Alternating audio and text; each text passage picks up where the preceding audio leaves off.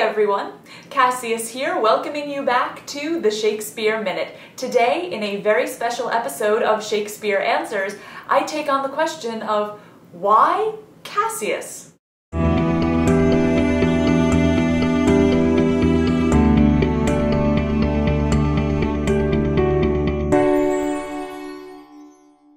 Because Cassius is such an intense, kind of tragic, possibly villainous character from a kind of underloved play, people do ask me why did I choose the name Cassius for my Shakespearean endeavors. And this goes way back. I originally chose the name Cassius for my AIM screen name, AOL Instant Messenger. Remember that, people? Reveal your age if you remember having AOL Instant Messenger. But I needed to change my screen name after a while. I had Padfoot as my screen name for a little while, and once I was all of in middle school, I thought I should probably get rid of the Harry Potter named screen name in favor of something a little more grown up, and I wanted to take on a Shakespearean name. Now, Julius Caesar, while I think, of course, that it is underappreciated, for me, it was the first play that I ever read all the way through of my own accord. This was not through school. This was not for any reason other than I wanted to read it, and I picked up my parents' Oxford Complete Works, and this is a copy of Shakespeare, by the way, that has no notes, no nothing. You are on your own reading this. And I picked it up and I wanted to read the play with the speech, Friends, Romans, Countrymen, and I did. And I loved the character of Cassius from the beginning. So right at around this time of my life when I was thinking, okay, I want to change my screen name now, I was really into Shakespeare for the first time ever. As you see, that has not stopped, of course, but I was really into Julius Caesar, and I was reading some other plays as well, but Cassius was the character that jumped out at me. Obviously, I can speak a lot more to the character of Cassius now at 23 than I could at 13, but there's a reason why I've kept the name all this time, and I've only really ever considered changing it once when I went away to college. I thought, well, maybe I could change my screen name, but I decided not to, because Cassius continues to be a really compelling character to me, and the more I think about him, the more it even makes more sense than it did at first. And the reasons why I identified with Cassius, more than just liking him, comes down to a few things. One, he cares a lot about everything, and he puts himself in the position of needing to care for a personal reason. Like, he really detests Caesar, and he starts out with a bit of a political statement about Caesar, saying, you know, he has all this power, and isn't that a problem for Rome? Just fundamentally, that Rome should not be put under the wing of just one man. He keeps on harping on this. There's one man here, there's a king, and that was a problem back with the Republic. They got rid of kings for a reason. We're not going to be the generation that screws up and lets a king back into Rome.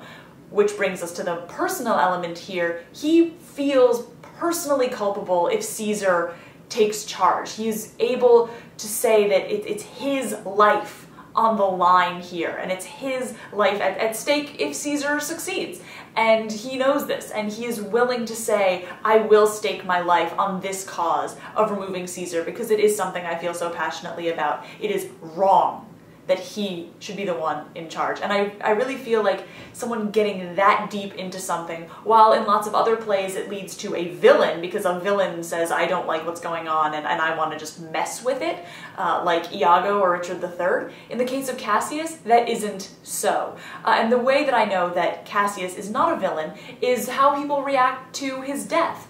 When somebody like Richard III or Macbeth dies, there's a party. I mean, yeah, they are protagonists, and we do feel their pain and what they go through, but they do need to die, and they need to die so that other people can actually live, and everyone knows that they're going to fail, and they have to fail, and we want them to fail. We're only shown the other side, really, in those battles. You know, we see a little bit of our villains, but that's when, at the end of the play, the good guys come in and we're supposed to identify with them and want to sweep out the villainy. Now, in the case of Brutus and Cassius, that isn't true. Both of them are still the main characters going into the final fight. We see a little bit of Antony and Octavius, but the focus is still very much on our duo of tragic heroes, Brutus and Cassius, and they are tragic heroes in this. They try too hard and then they fail. And the second thing that makes me really identify with Cassius is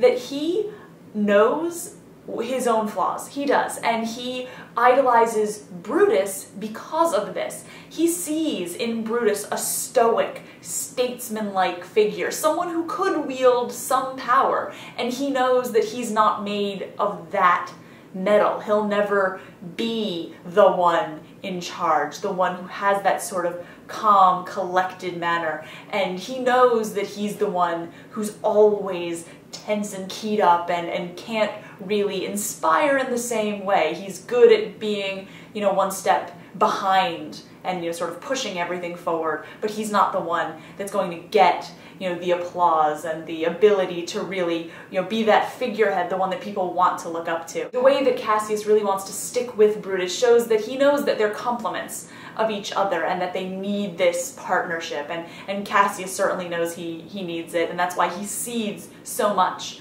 of the decision-making power to Brutus, because he knows that he needs him so much. And I feel like that's really identifiable, to be so full of your own faults and your own needs that you take the person who's nothing like you, who has what you don't have, and say, like, that is a person who I wish I could be like. And with Cassius, this comes from a fundamentally sound place of self-recognition, and I think that's kind of interesting, that he's so self-hating in a way, but he knows the good parts of himself as well, and he knows that he needs to get someone who can help him overcome his own weaknesses, which is kind of cool, and I like that about him.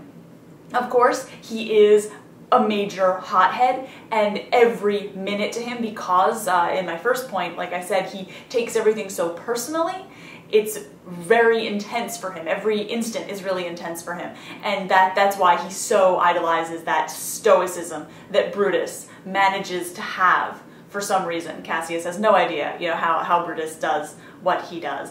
And I think that for these reasons, because he's this intense, realpolitik loving kind of guy, no head in the clouds, religion stuff for Cassius. He's there in the moment, and he just wants what he wants, and he's willing to put himself on the line for it, and I always thought that was incredibly cool. There's a lot in him that I see of myself, there's a lot in him that I wish I did have. Obviously, he's a dangerous dude, and he does try to go too far, but I think that the lesson in that story is so compelling and so interesting, and that is why through all these years, I've never considered changing my name to another Shakespeare character or anything like that. Cassius is the identity for me online, and if you want to find out where you can see other of my Cassius stuff, because especially since YouTube is most liable, as many of you are probably seeing this on YouTube, is most liable to be taking my material down at some point,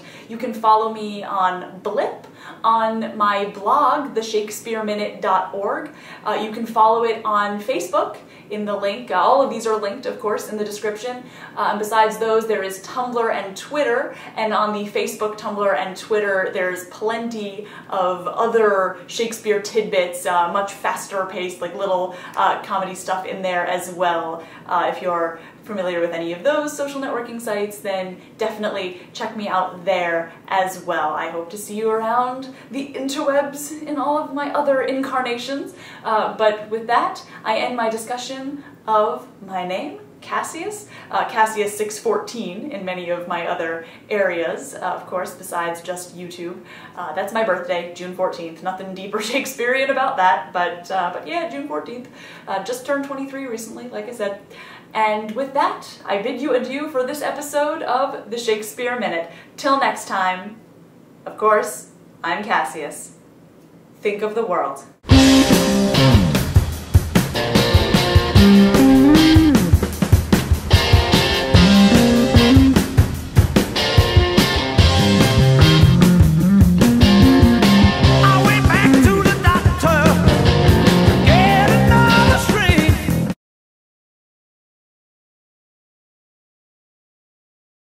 Think of the world, of course, is what Cassius says to Brutus at the end of his Act 1, Scene 2 tirade about how terrible Caesar is. He says to Brutus, okay, I've given you a lot to think about here with everything about how terrible Caesar is, so until we meet again tomorrow, think of the world.